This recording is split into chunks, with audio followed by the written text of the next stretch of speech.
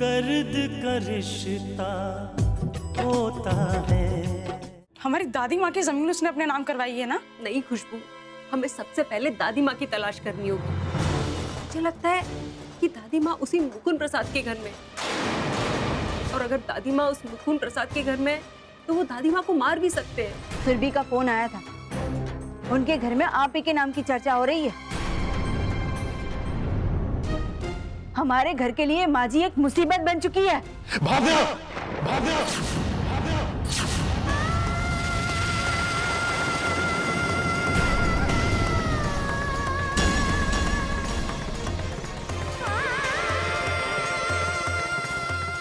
नहीं बेटा नहीं, बहू पर हाथ मत उठाओ। तुम्हारी पत्नी है, इस घर की लक्ष्मी है। जो कोई लक्ष्मी पर हाथ उठाता है उसे सारे देवता माफ नहीं करते।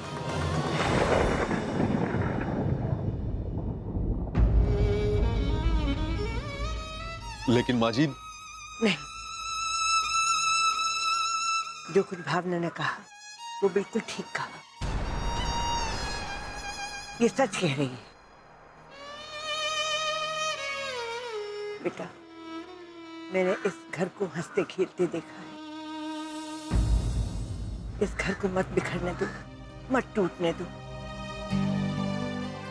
मेरे कारण आपस में तनाव मत लाओ।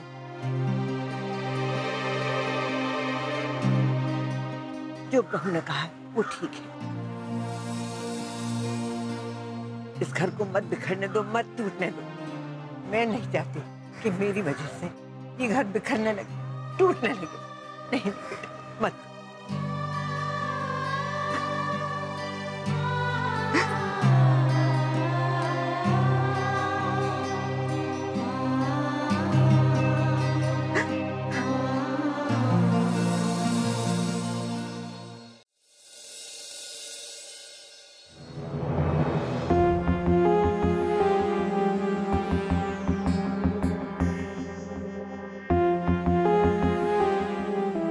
चले गए थे आप? कब से इंतजार कर रही हूँ आपका। जरा दफ्तर के चक्कर लगाने गया था नैना, लेकिन दफ्तर में भी अब मन नहीं लगता। ऐसा लगता है कि अपना मन अब लगेगा तो अपने ही दफ्तर में लगेगा। क्यों सेठानी, अब तुम बताओ क्या बात? सुरभि और पूर्णिमा की बात सुन रही थी मैं। कोई चंदन नाम का लड़का है, उसके बारे में पूर्णिमा सुरभि से पूछ रही थी। जो कोई भी है, चंदन अपनी दादी माँ से बहुत प्यार करता है। अब कोई अपनी दादी माँ से प्यार करे या अपनी नानी की गोद में बैठकर झूला झूले, हमें इस बात से क्या लेना देना अपने हिसाब से? अरे पूरी बात तो सुनिए आप। झूठ बोलो तो जुबान चले। हाँ हाँ बोलो बोलो, जल्दी बोलो। अरे सुरभि जिस चंदन के बारे में बात कर रही थी ना, उस चंदन की दादी माँ को मरे तो कई साल हो गए। क्या कह रही हो नैना? बिल्कुल सही कह रही। मुझे तो लगता है कि पहले ही हमें इसके बारे में बात करनी चाहिए थी, सोचना चाहिए था। अगर सोचते ना तो सारी बातें सुलझ जाती। ये ना कहीं मुझे ये तो शक जरूर है कि चंदन के घर में जो दादी माँ है वो हमारी माता जी। बहुत बढ़िया, बहुत ही बढ़िया। एक बात और बताऊं? हाँ हाँ बोलो बोलो। ये चंदन जो कोई भी है, पर वो मुकुंद प्रसाद का बेटा है जो हरिद्वार में रहता है। कमाल, कमाल हो गया नैना, तो कमाल हो गया। आज मैंने मार दिया पापड़ वाले को। और मैं तुम्हें कहता नहीं था कि ये मुकुंद प्रसाद हमारी माता जी को बहला फुसला कर ले गया होगा अपने घर? कहा था ना मैंने तुमसे। और लगवा लिया होगा जायदाद पर अंगूठा अपने हिसाब से। लेकिन एक बात समझ में नहीं आ रही, अगर मुकुंद प्रसाद हरिद्वार का रहने वाला है तो भाई साहब भी तो गए थे हरिद्वार मुकुंद प्रसाद को ढूंढने। वो कैसे नहीं ढूंढ पाए उसे? वो नहीं ढूंढ पाए नैना, लेकिन तुम देखना, तुम्हारा ये बांकेलाल शर्मा उस मुकुंद प्रसाद चौरसिया को ढूंढ लेगा। क्योंकि अमरनाथ भाई साहब ने कहा था ना कि उनके सामने कई मुकुंद प्रसाद आकर खड़े हो गए, लेकिन वो मुकुंद प्रसाद नहीं आया जिसके बेटे का नाम चंदन है। अब ये मुकुंद प्रसाद चौरसिया हरिद्वार में किसी भी कोने में होगा, उसे बांकेलाल शर्मा ढूंढ लेगा। लेकिन हाँ, उसे ढूंढने के लिए मुझे स्वयं जाना होगा, अपने हिसाब से। हाँ, पर अगर इस मुकुंद प्रसाद का पता लग भी जाए तो आप क्या करेंगे? अरे पहले पता लगने तो दो नैना, लेकिन उसका पता लगाने के लिए मुझे हरिद्वार जाना पड़ेगा। अरे भाई, गंगा में स्नान भी कर लूंगा और गंगा में हाथ धोने का आनंद भी ले लूंगा, लेकिन इसके लिए मुझे पहले हरिद्वार जाना पड़ेगा अपने हिसाब से।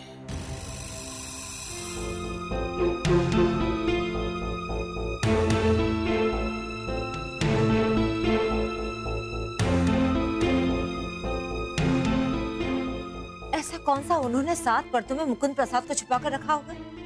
क्या वो हमें इशारा करना चाहते थे कि मुकुंद प्रसाद का पता चल ही नहीं सकता?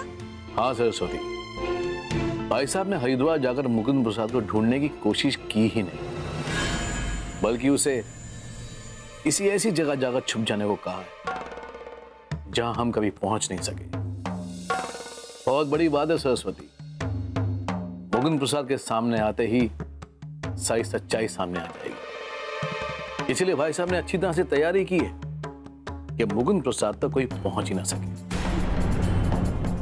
सच्चे का बोल बाला, झूठे का मुंह काला। और अगर झूठे का मुंह काला करना है ना, तो आप घर से बाहर कदम रखिए, जाइए, ढूंढिए उसे, तलाश करने की कोशिश तो कीजिए, क्योंकि मुझे नहीं लगता कि भाई साहब इतने आसानी से आपका हक आपको दे दे। नहीं सरस्वती, भाई साहब को मैंने इस बात का एहसास अच्छी तरह से करा दिया कि मैं अपना हक किसी भी हालत में छोड़ूंगा नहीं। अगर ऐसी कोई नौबत आई तो फिर मैं किसी की सुनूंगा भी नहीं, तुम्हारी भी नहीं, सीधे भाई साहब को जेल भिजवाऊंगा। ओहो, मैं तो ये कह रही हूँ कि ये बात पुलिस तक क्यों लेके जाना है, जबकि इसमें आपकी भी रजामंदी थी ना। और अगर बात कहीं ऊपर नीचे हो गई तो बहुत मुसीबत हो जाएगी, इसलिए मैं आपको इस बात के लिए सलाह नहीं दूंगी, समझे आप? नहीं सरस्वती, इसके अलावा मेरे पास कोई दूसरा रास्ता है ही नहीं, कोई रास्ता नहीं। भाई साहब की बेईमानी की सजा यही हो सकती है। वो मुझे खुशहाल देखना नहीं चाहते, तो बेईमानी के इस धन से मैं भी उन्हें खुशहाल रहने नहीं दूंगा। वैभव की कंपनी लॉन्च हुई ना, बस अब इससे ज्यादा कुछ नहीं।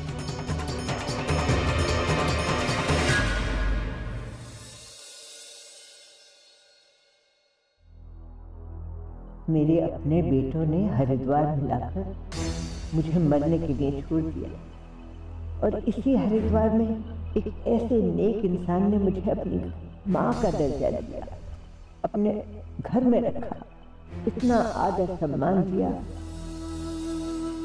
और आज मैं उसी घर के टूटने का कारण बन रही हूँ।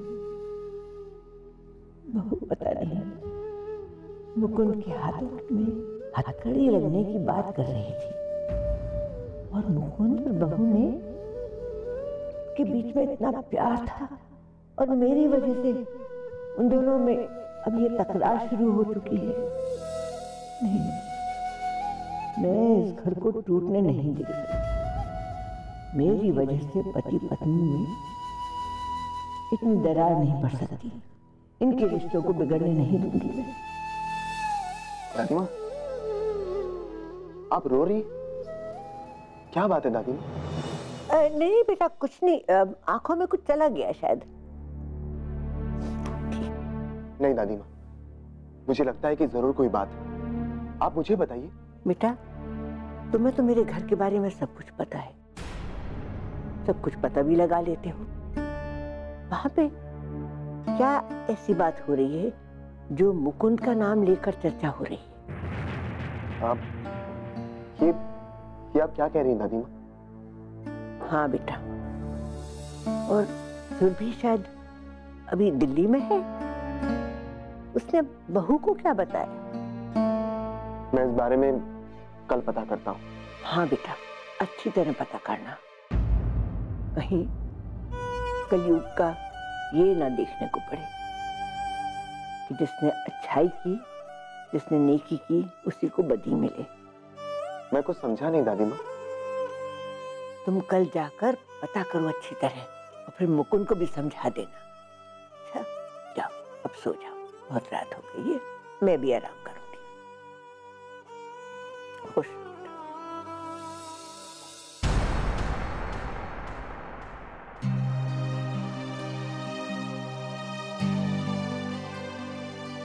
शायद आज तक कहीं यहाँ पर रहना था, क्या पता ईश्वर अब कहाँ लेकर जाएगा मुझे।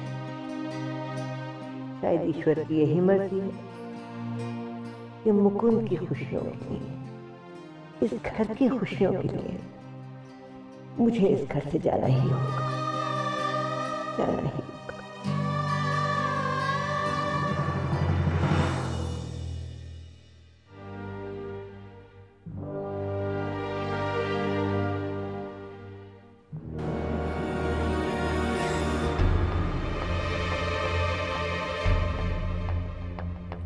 ना जाने क्या मामला है, क्या बात है। अगर मैं छुपाने की कोशिश करूं तो सभी लोग सोचेंगे कि मैं क्यों छुपा रही हूँ। और अगर चंदन भैया ने मना किया है तो कुछ सोच समझ कर ही मना किया होगा।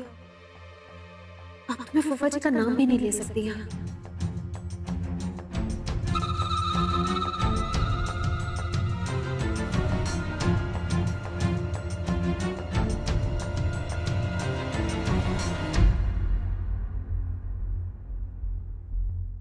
क्या सोच रही हो तुम? जी कुछ नहीं, कुछ भी तो नहीं। वैसे एक बात कहूँ सुरभि, झूठ बोलो तो जुबान जले। बहुत गुणवान हो तुम, और गुणवान क्यों नहीं होगी? अरे घर में सब लोग तुम्हारी दादाजी की इतनी तारीफ जो करते हैं। जी बहुत बहुत धन्यवाद जी। सच, अब मैं भी यही चाहती हूँ कि तुम इस घर से ना जाओ, यही रहो। तुम्हारे परिवार के बारे में इतना सब कुछ सुना है मैंने। अरे खुशबू और पूर्णिमा से चंदन के बारे में भी सुना है जी। वैसे हरिद्वार में तुम्हारे फूफा जी के घर बहुत बार गई होंगी ना? जी काफी साल पहले गई थी, बस एक दो बार। बस एक दो बार? सुरभि तुम भी ना। अच्छा मुझे ये एक बात बताओ, तुम्हारे फूफा जी कहाँ रहते हैं? मतलब कौन से एरिया में रहते हैं हरिद्वार में?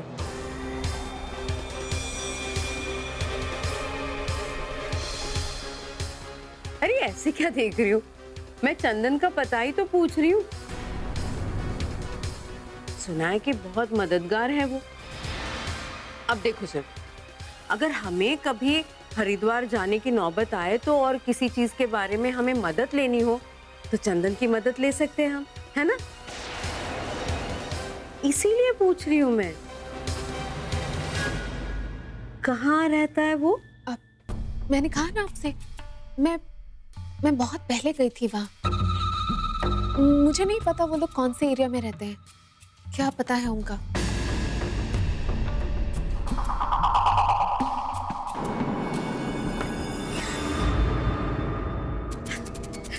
कितनी अजीब बात है ना सुरभि। मतलब देखो ना, तुम्हें तो उन लोगों का पता ही नहीं मालूम। खैर चंदन का पता तो लगाना ही पड़ेगा, वो तो लग ही जाएगा। अगर आप चाहते हैं कि मैं इस घर में रहूं तो आपको वही करना होगा जो मैं चाहती हूँ, वरना मैं ये घर छोड़कर चले जाऊंगी। दर्द का रिश्ता होता है। अरे सुरभि, मेरे कहने का मतलब ये था कि चंदन का पता तो लग जाएगा ना, जब हरिद्वार जाएंगे, जब जरूरत पड़ेगी तो पता लगा लेंगे उसका, है ना? जी, आप पूर्णिमा से पूछ लीजिए ना, शायद उसे चंदन भैया का पता हो। अरे नहीं नहीं, इसकी इतनी थोड़ी ना जरूरत है। जब हरिद्वार जाएंगे ना तब देखा जाएगा। ठीक है, तुम काम करो अपना। हाँ,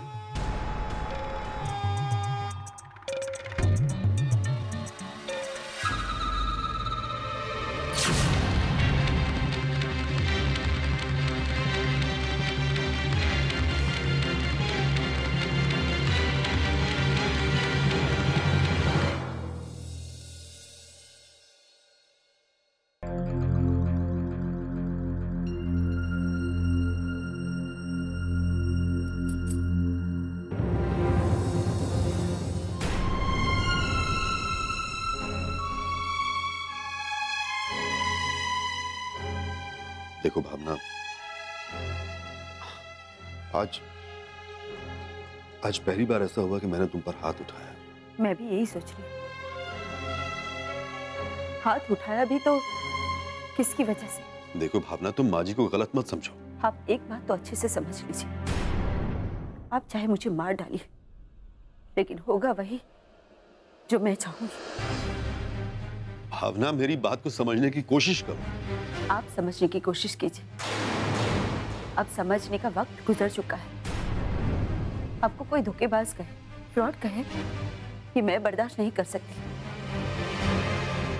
दूसरों को सबक सिखाने के लिए खुद पर इल्जाम लेने की कोई जरूरत नहीं। भावना, सच तो यही है कि वो जमीन माता जी के नाम पर, खुद के नाम पे कराने के बावजूद मैंने वो जमीन माता जी के नाम पे कर दी और सारे कागजात उनके हवाले कर दिए। ये कहकर आप कुछ भी साबित नहीं कर पाएंगे, कुछ भी नहीं। वैसे भी वो बड़े लोग हैं, उनसे टकराया नहीं जा सकता। वो तुम जिद ठान कर क्यों बैठी हो भावना? मुझे समझ में नहीं आ रहा। हाँ, मैं जिद्दी हूँ, क्योंकि किसी की वजह से मैं अपनी गृहस्थी टूटते हुए नहीं देख सकती, और किसी की वजह से आपके हाथों में हथकड़ियां लगते हुए नहीं देख सकती मैं। और वो जमीन आपने अपने नाम कराई थी, और आज नहीं तो कल वो ढूंढते ढूंढते आप तक पहुंच ही जाएंगी। और तब आप ही दुनिया की नजर में सबसे बड़े गुनहगार कहलाएंगे। आप ये समझते ना कि मैं माँ जी से छुटकारा पाना चाहती हूँ, तो ठीक है, आप यही समझिए, पर मैं इस घर पर आप पर मुसीबत आते हुए नहीं देख सकती। ठीक, तो फिर अब तुम ही मुझे बताओ कि मुझे क्या करना चाहिए। आप वो जमीन के कागजात और माँ जी को लेकर दिल्ली जाइए और उनके मुंह पे फेंकिए वो कागज और कहिए कि हम धोखेबाज और फ्रॉड नहीं है, और उनसे कहिए कि हम छोटे ही सही पर संतुष्ट हैं हम अपनी जिंदगी में, खुश हैं अपनी जिंदगी में। समझे कि नहीं आप? ठीक है भावना, लेकिन जरा ये तो सोचो कि माँ जी इस बात को लेकर क्या सोचेंगे। मैं उन्हें इस घर में लेकर आया था इस विश्वास के साथ कि इस घर में मैं उनकी सेवा करूंगा, अपनी माँ की तरह मानूंगा, और अब मैं ही उन्हें वापस दिल्ली छोड़ा। आपके कह देने से, मान लेने से दुनिया तो ये नहीं मानेगी ना कि आप उसे माँ मानते हो। इस तरह से जोड़े गए रिश्ते बहुत बड़ी मुश्किल में डाल देते। वो 40 एकड़ जमीन उनकी है, उन्हें देकर आई। उसका फैसला चाहे वो करे या माँ जी करे। हम दुनिया की नजर में बुरे क्यों बने? देखो भावना, इस तरह जल्दबाजी में ये फैसला करना ठीक नहीं होगा। मैं भी और देर करना नहीं चाहती। अगर आप चाहते हैं कि मैं इस घर में रहूं, तो आपको वही करना होगा जो मैं चाहती हूँ, वरना मैं ये घर छोड़कर चले जाऊंगी। मैं भी देखना चाहती हूँ कि आपकी नजरों में किस रिश्ते का कितना महत्व है। थोड़ा सा दुख आ जाए तो रिश्तों से ठीक है भाभी, मैं पहले माता जी को खाना खिला दूं, फिर इस ऋषभन से बात करता हूँ। दर्द का रिश्ता होता है, दर्द का रिश्ता होता है। माँ जी, आइए माँ जी, खाना खा लीजिए, मैं खाना ले आया हूँ आपके लिए।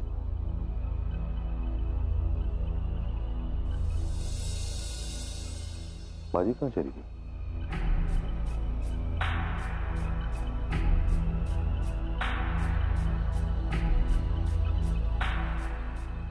माँ जी का सामान?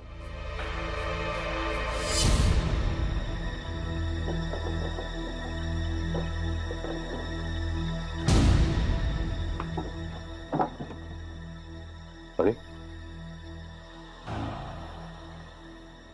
ये फाइलें तो यहाँ हैं, लेकिन माँ जी का सारा सामान कहाँ गया?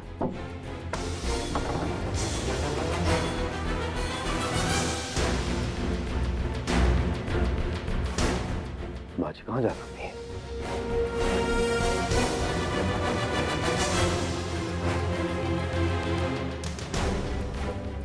माँ जी,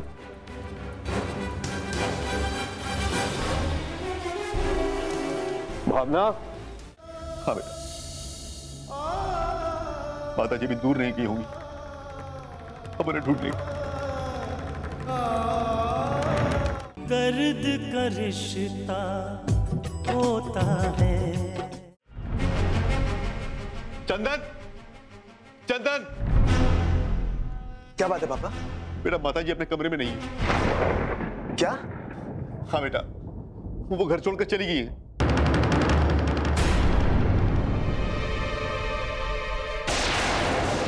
नहीं नहीं पापा, इतनी रात को दादी माँ कहाँ जा सकती हैं? पता नहीं कहाँ जा सकती बेटा, लेकिन वो हमारा घर छोड़कर चली गई है।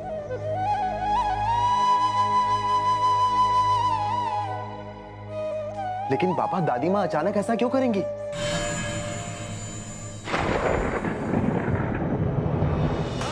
उन्होंने भावना की बातें सुन ली थी।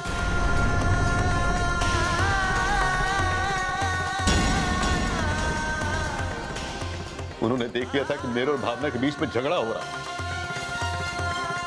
हाँ बेटा, उन्होंने कहा था कि वो नहीं चाहती कि उनकी वजह से हमारे ये घर बिखर जाए, टूट जाए।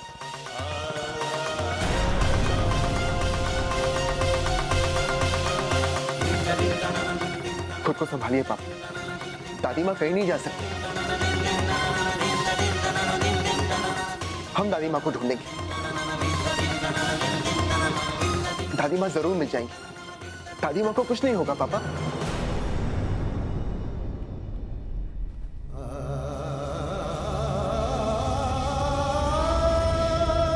हाँ बेटा, माता जी भी दूर नहीं की होंगी, अब उन्हें ढूंढ लेंगे। हम उन्हें जरूर ढूंढ लेंगे। चलो बेटा।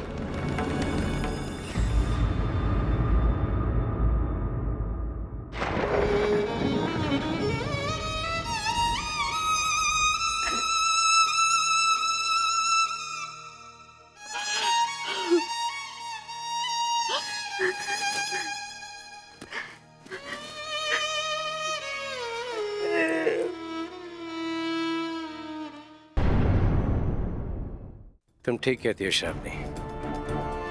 एक बार उस मुकुंद प्रसाद चौरसिया का पता ठीक ठीक से मालूम हो जाए तो फिर उसका गिरबान पकड़कर घसीटते हुए मैं यहाँ पर लेकर आऊंगा और उसे पूछूंगा कि मेरी 40 एकड़ जमीन उसके नाम पर ट्रांसफर कैसे हुई। तुम्हें कुछ परेशानी है इस घर में? नहीं, कोई परेशानी नहीं है, सब ठीक है खुशबू। तो फिर इतनी जल्दी जाने की क्यों सोच रही है?